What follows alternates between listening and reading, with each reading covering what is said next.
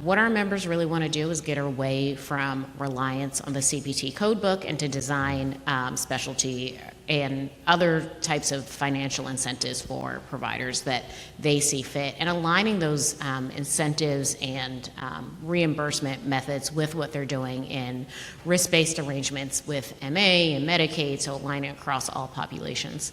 So with the CMS administered risk arrangements, this concept of nesting bundles within the ACO is something we have been talking about for what feels like decades, since the BPCI first version of the bundled payment models was out, because there was always this challenge of model overlap, and when your beneficiaries are in a bundle and the ACO, who's on first, how is that coordination happening? And it just always felt like these things were happening in isolation. And so to do it specifically within the ACO is forcing the coordination and leading it from primary care, with primary care at the centerpiece and coordinating with specialists. So we've been saying to CMS for a while, we need enhanced data. And so, this CMS risk administered piece seems to be giving us the tools that we need to get there. So I think there's some excitement about that. I think the concern comes into all of the other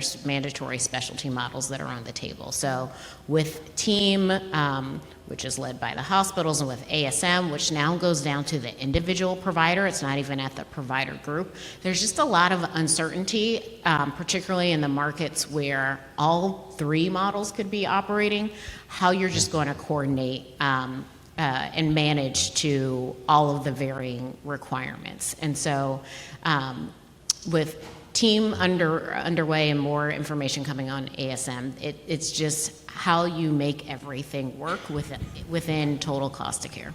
And also what your mix is, what your population mix is. It's going to really change, obviously, how much you care about any of these things, right? Maybe you have such a small mix that one of the models is such a small part of your business that you're like, we can't even, we'll do whatever, we can't deal with it, it's not part of a priority. Others will be like, this is existential for us if we don't get this right.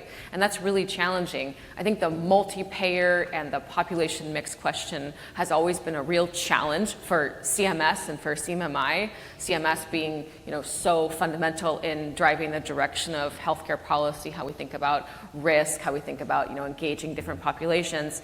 But it's just different for every entity who's involved in some way in this, accountable care or value-based care or population risk perspective. So it's hard to make one statement about what's going to matter to you.